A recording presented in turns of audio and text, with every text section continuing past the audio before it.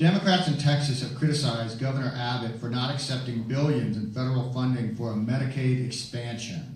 Yeah. Considering that Texans would have to match funds for such a program, where would you find the funds to pay for such an expansion? Or do you have an alternative plan to provide health care for millions of Texans? Well, first of all, yes, we do need to ask for our Medicaid expansion money. It's a 90-10 split now. We missed the window when it was 100% to zero. Smart move. Yeah. There is money in the budget that we can use in order to fund that 10%. When someone's giving you $9 and all you got to put in is $1, you'll find it. Especially when the benefits are providing health care to 1.8 million Texans. That's who we left behind. 1.8 million Texans. Let that sink in. As far as healthcare for all, I believe that was the last part of your question. I do believe in either a single-payer system or Medicare for all. We're looking at both of them. Our policy team is currently looking at both of them to see which one actually allows us to keep cutting-edge technology with the lowest cost without putting the state into debt. However, we must maintain the quality of healthcare that we currently have. That is paramount. Thank you. Mr. Davis, your turn. Well, like Jeffrey and I spoke earlier, we have to go get the money that was left on the table because in 2020, it will no longer be there, so we got to go get it. Also, I support a single-payer system, but I also, as an alternate, I would like to see the VA merge with Medicaid because we have a very high population of veterans. Myself is a veteran.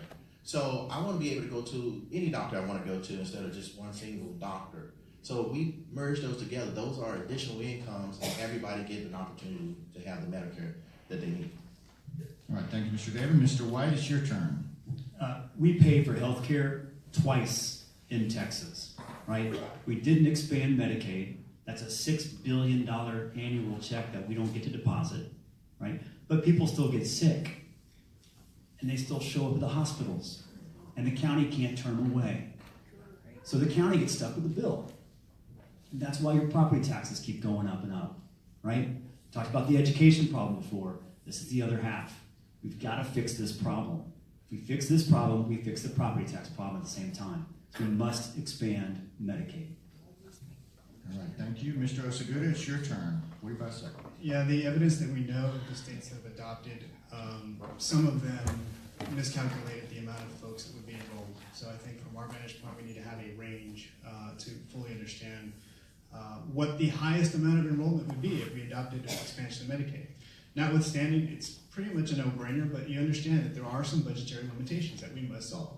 And structurally, long-term, we're going to have to do all of these. We do this traditionally every time. We're trying to fund a temporary state highway fund by moving funds from another pocket that's allocated somewhere else. This is how our state operates so much. And what we need to do is start looking at creative ways to solve these things structurally long-term. It's an issue of lining up all your items that you have a priority on and then figuring out what those funding sources are. If they are not there, then we have much bigger structural problems that we're going to have to address, and we're going to have to address that with our corporate partners as well. All right, candidates will have 30 seconds now to return to this. We begin again with Mr. Payne on health care again. The only comment I wanted to make was where we combine the VA with the Medicare. No. What we need to do with veterans is allow them to go to any clinic, any hospital, and they bill the VA. So if they don't want to go or drive the 200 miles to the VA, they don't have to. But let me tell you this, I have yet to meet one veteran who doesn't like to at least sometimes go down to the VA and visit with their brothers and their sisters who have served in the military with them. So, sorry, I'm trying to be respectful of the timekeeper. All right, please, thank you. Mr. Davis, your turn.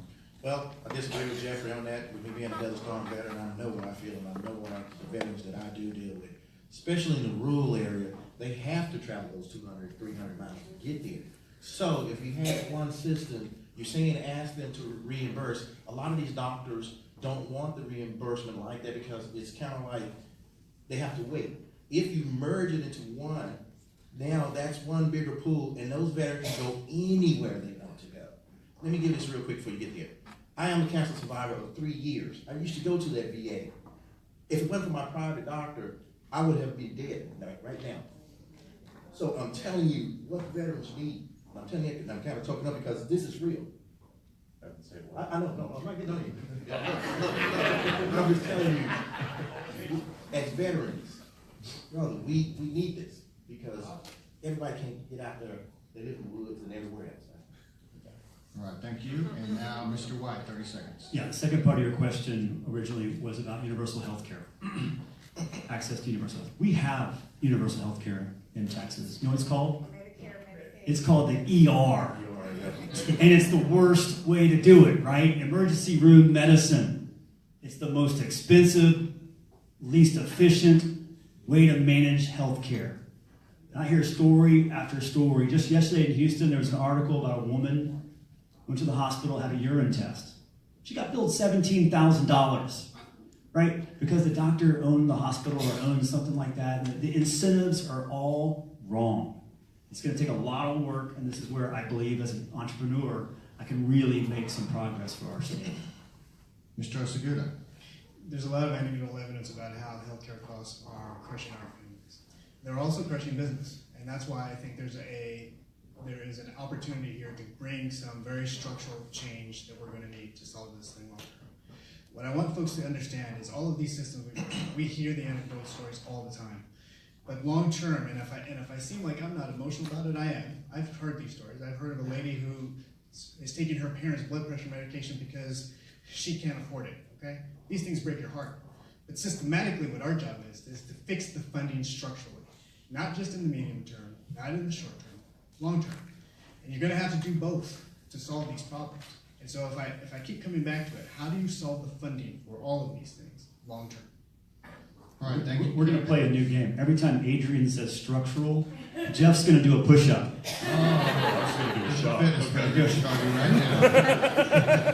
Thanks to our candidates, you finished the healthcare round. Let's give them